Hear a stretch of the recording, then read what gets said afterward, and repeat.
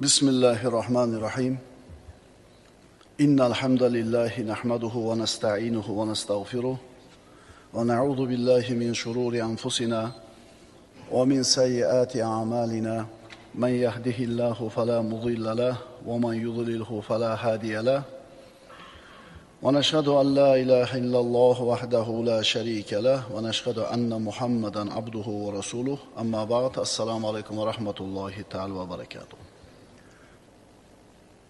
Islom qarzni o'z vaqtida ado etishni farz darajasidagi mas'uliyat deb biladi. Qodir bo'lib turib inson qarzini berishlikka, bermasdan cho'zib yurishligi zulm deyiladi. Payg'ambarimiz sollallohu alayhi vasallam aytadilar: "Mutlul g'aniy zulmun."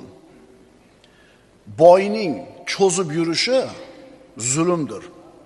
Ya'ni shu qarzini uzib qo'yishlikka yarasha puli bor, berib qo'ysa bo'ladi, lekin bermay yuribdi. Mana shu odam zulm qilayotgan bo'ladi. Boyning qarzini to'lamasdan cho'zib yurishligi zulmdir. Abu Hurayra roziyallohu anhudan rivoyat qilingan hadisda Rasululloh aytadilar: "Xoyrun nasi ahsanuhum qadoan." Odamlarning eng yaxshisi qarzini chiroyli ado qiladiganidir.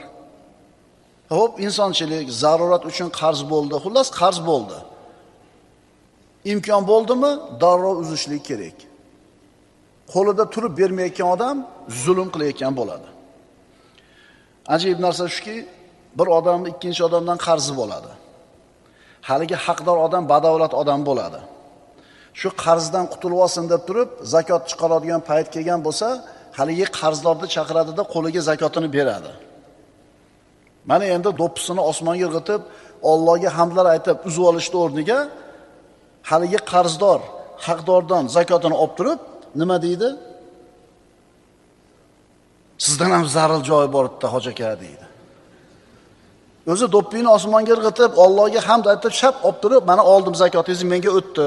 Sizdan faloncha qarzim bor edi, mana oling, qutuldim deyishni o'rniga sizdan ham zarilroq joyi bor edi deydi. Demak, bu odamning o'zi asli qarzini uzishga niyati yo'q. O'zi shu paytgacha nimaga qarzini uzolmay yuribdi ekan? Demak, niyati yo'q edi ekanda, shuning uchun Alloh unga nima qilmayapti? Qarzini uzishga yordam bermayapti. Qarzni dunyoda ham salbiy oqibatlari bor, oxiratda ham. Mana dunyodagi bir salbiy oqibatlari. Birinchidan, ruhiy, psixologik bosim ostida bo'ladi.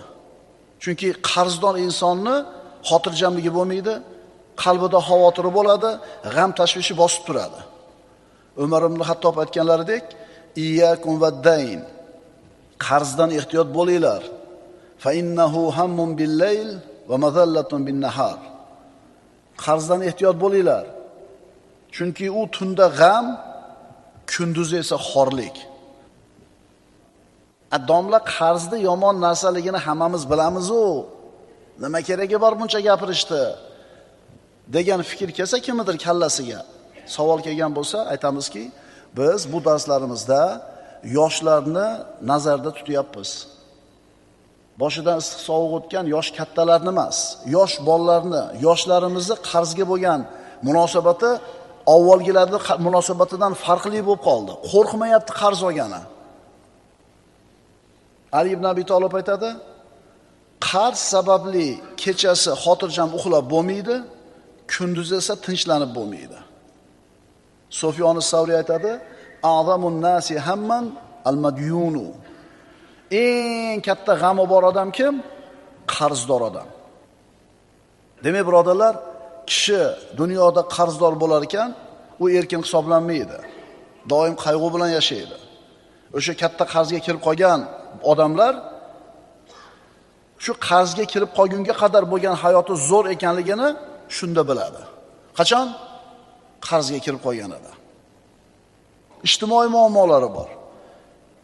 Qarzni o'z vaqtida to'la olmasangiz, atrofingizdagi odamlar bilan munosabatlaringiz ham buziladi.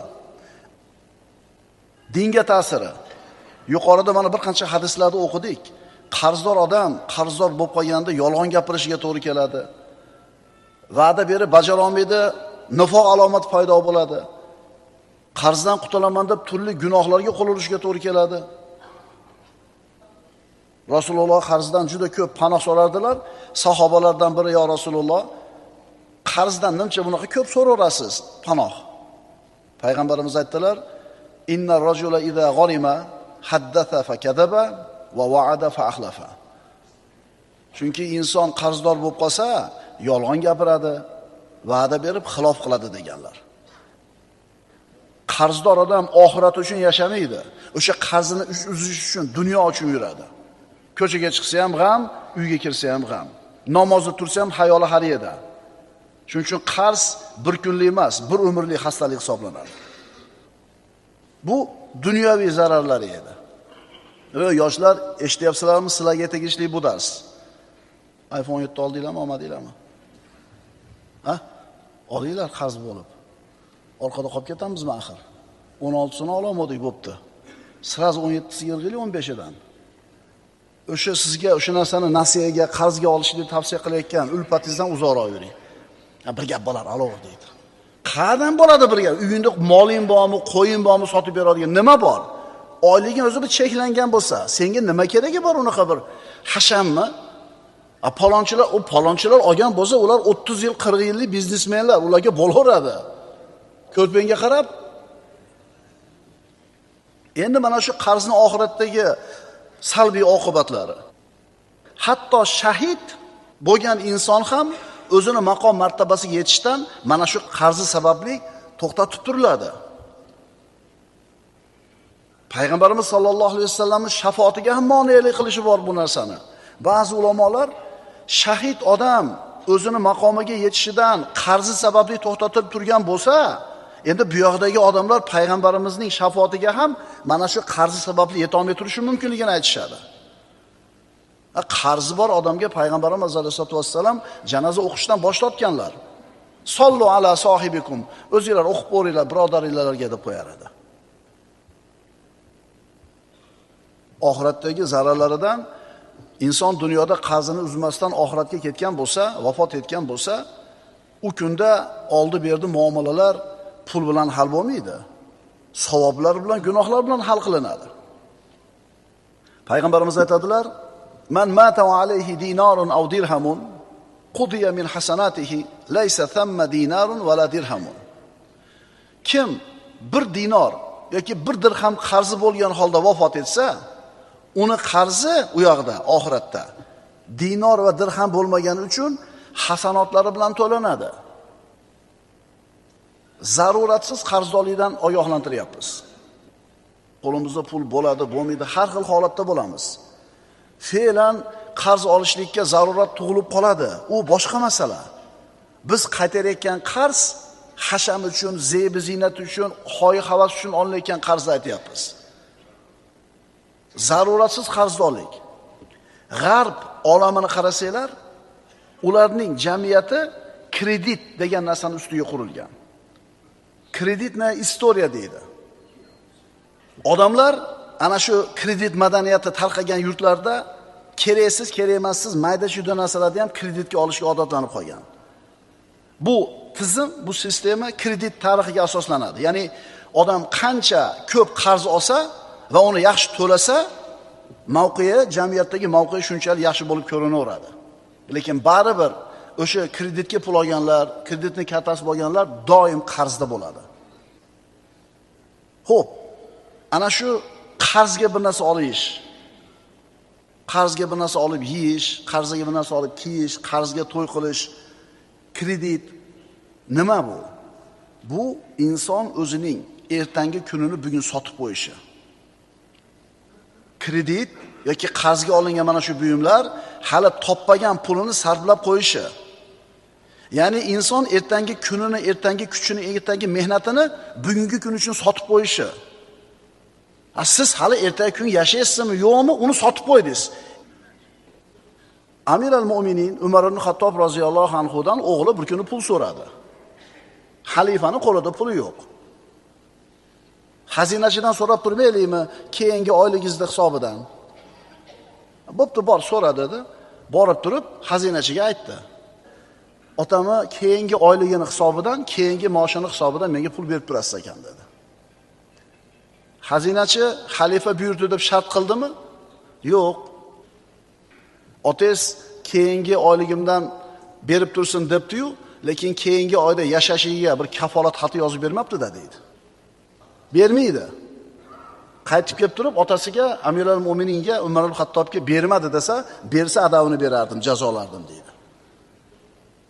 Mana qanaqa yashash kerak. Bori bilan yashashga odatlanaylik. Bori bilan yashashga odatlanaylik. Orzu havasga berilavermaylik. Bormi oling, yo'qmi kutib turing. Qarzga olib yemang u narsani, qarzga olib kiymang. Zarurat bo'lsa mayli. Qish keldi, ko'mir, zarurat, pulingiz yo'q, qarzga olib turing. Uyga tezroq ko'chib kirishingiz kerak, eshik romga pul bo'lmayapti. Qarzga olib turing, zarurat. Lekin bizni olayotgan qarzlarimizni hammasi ham shunaqami? Aksariyati orzu havasmi? Bu qarzni, mana shu kreditni zararlaridan protsent, foizlar. Kreditlarning aksariyati ribo bilan, foizi bilan beriladi. Bu esa ribo, gunoh kabiralardan. Isrofgarchilik, hashamat yana bitta zarari. Kredit olish oson bo'lganligi uchun insonlar qarz olishi oson bo'lganligi uchun imkoniyatidan tashqari sarflashlikka, hashamatga, zarur bo'lmagan narsalarni sotib olishlikka haris bo'ladi. Agar shu qarz olish qiyin bo'lsa, qarzga birov pul bermasa yoki buyum bermasa, sabr qil, majbur yashaydi. Shu yerda bir mulohaza bor. Mana ko'chada mashinada ketyapsiz, ayrim ishxonalarni, ayrim maktablarni oldida haligi nasiya savdo qiladigan odamlar 2 portur, 3 portur bitovo texnikani tushirib qo'yadi. Keyin shu korxonada yoki maktabda ishlayotgan ishchilar chiqadida nasiya ekan, oyga 1000 so'mdan berib uzib olaman ekan deb turib olishadi. Ko'rasizlar, nasiya savdo halol bo'laveradi. Lekin o'sha yerda bir ajoyib narsa, nasiyaga olayotgan odam xuddi bekarga olayotgandek olaveradi. Keyin so'rasiz, shu narsa kerakmi senga desiz, to'lamay qolganda aytadi, kerak emas ekan deydi. O'tgan safar darsimizni reklama bilan Odam alayhisalom jannatdan chiqib ketganini aytdim-a? Reklamani ishi siz uchun umuman kerak bo'lmagan narsani sizga kerak ekanligiga ishontirish. Usiz hayotingiz hayotmas ekanligiga ishontirish reklamani ishi. Otamiz Odam alayhisalomga jannatda hech narsa kerak emas edi. Shayton kelib aytdi: "Robbilar bilasizlarmi, bu daraxtdan nimaga man qildi? Sizlarni ikkalovinglarni farishta bo'lib olishinglarni xohlamadi. Sizlarni abadiy hayot kechirishinglarni xohlamadi. Sizlarga bitmas tuganmas mulk beradigan daraxtni ko'rsataymi?" dedi. Jannatda Odam alayhisalomga farishta bo'lishda nima keragi bor? Umuman kerak emas. Yemaydi, ichmaydi, erkak ayolli yo'q. Ikkinchisi, abadiy hayot. Shundoq ham jannatda edi. Shunda ham abadiy hayoti bor edi. Uchinchisi nima edi? Bitmas tuganmas boylik. Qarangda, umuman kerak bo'lmagan narsalarga ishontirdi shayton. Reklamani ishi mana shu. Sizga kerak bo'lmagan narsani kerak ekanligiga ishontiradi. Ha, reklamada foydali narsalar ham bor. Lekin aksari ine qaranglarda, tinimsiz moncha protsent kredit kartasini oling deb turib, banklarda tinmasdan kredit kartasini reklama qilib o'ladi. Avval aytganimizdek, o'sha nasiyaga, kreditga olayotgan buyumi odam savol berish kerak o'ziga. Shu narsa menga hozir zarurmi? Haqiqatan ham kerakmi? Yo'q, unaqa savolni bermaydi. Qarzni, kreditni zararlaridan daromadning katta qismi qarzini to'lashga sarf bo'lib turadi, o'zini moliyaviy erkinligini yo'qotadi. Shuning uchun g'arbda odam ishsiz qolsa, hamma narsasini yo'qotib qo'yish xavfi bor. Chunki bank mashinasini ham, uyini ham, boshqa narsasini ham shunday tortib qo'yadi. O'shuning uchun ishdan haydaldimi, ko'chada qoldi degani. Tuppa-tuzuk odam ishdan chiqsa, daromad manbaidan ajralsa bo'ldi, ko'chada qoladi. Birodarlar, naqd pulga yashash bilan qarzga, nasiyaga yashashning farqi bor. Shar'iy holati: naqd pulga yashasangiz, shubhangiz yo'q, ribodan uzoqsiz, barakangiz bor. Nasiyaga, qarzga yashasangiz, ribo xatari bor, baraka yo'q. Moliyaviy holat: naqd bo'lsa, boringizni sarflaysiz. Moliyaviy barqarorlik bor. Nasiyaga yashasangiz, topmagan pulingizni sarflaysiz. Ruhiy holati. Naqd xotirjamlik, osoyishtalik, stressni yo'qligi, tinch uyqu. Nasiya qarshi doim tashvish, stress, xotirjamlik yo'qolishi. Sarfarajat. Naqd pulni sarflasangiz, tejab ishlatasiz. Imkonga qarab ishlatasiz. Nasiyaga, qarzga, kreditga sarflasangiz-chi, isrofga moyillik bo'ladi. Imkoniyatdan tashqari sarflashlar bo'ladi. Nasiyaga olsa, xuddi bekarga olayotgandek olaveradi qo'rqmasdan. Erkinlik.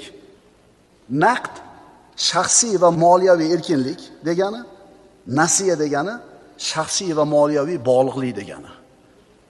Birodarlar, naqd pulga kun kechirish insonni qanoatli qiladi, tejamkor qiladi. Allohga tavakkul qiluvchilardan bo'lishni o'rgatadi. Allohga tavakkul qilib yashashni o'rgatadi. Bu esa ayni dinimiz targ'ib qilgan turmush tarzi.